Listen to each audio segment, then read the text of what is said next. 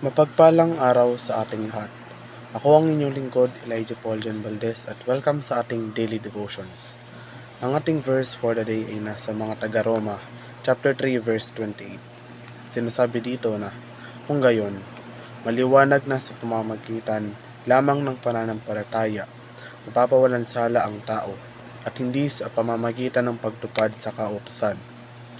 Kinamit ni Jesus ang ideya ng pantubos o pagtubos nang tinutukoy niya ang kanyang gawain sa lupa.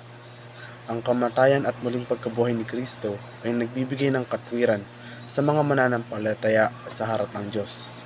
Ang kanyang katwiran ay naging kanila, at ang kanyang kamatayan ay naging handog sa Diyos bilang kahalili nila, upang bayaran ang lahat ng kanilang mga kasalanan.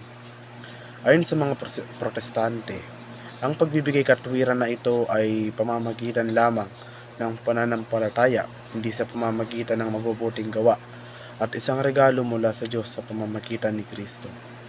Tayo ay inaring ganap sa pamamagitan ng biyaya ng Diyos na isang libreng regalo, ngunit natanggap sa pamamagitan ng bautismo sa simula, sa pamamagitan ng pananampalataya na gumagawa para sa pag-ibig sa pagtuloy ng buhay ng isang Kristiyano, at sa pamamagitan ng sakramento ng pagkakasundo, kung ang biyaya ng pagbibigay katarungan ay nawala sa pamamagitan ng matinding kasalanan. Si Kristo sa lahat ng kanyang kapunuan ay talagang lahat ng kailangan natin. Mahalaga ito dahil kung wala siya, wala tayong magagawa. Ang pagsasabi na si Kristo ay sapat na ay ang pagsasabi na walang iba bukod kay Jesus na kailangan para sa kaligtasan, buhay, kasiyahan o kapunuan. Walang mga bonus o mga extra. Walang mga membership na matatamo lamang ng sinumang piling tao. Kung si Kristo ay talagang sapat, kung gayon ang Kristyanismo ay magagawa ng walang dagdag, tulad mga legalismo, mistisismo, gnosticismo, asceticismo, monasticismo, sacerdotalismo at iba pa.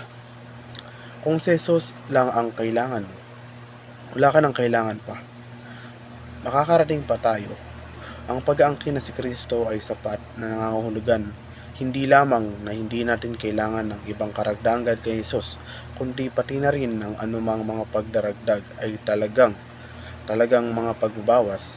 Ang pagsasabi na sapat si Kristo ay ang pagsasabi na ibinigay na natin ng Diyos ang lahat ng kailangan natin para sa buhay at kabanalan sa pamamagitan ng kanyang sariling anak.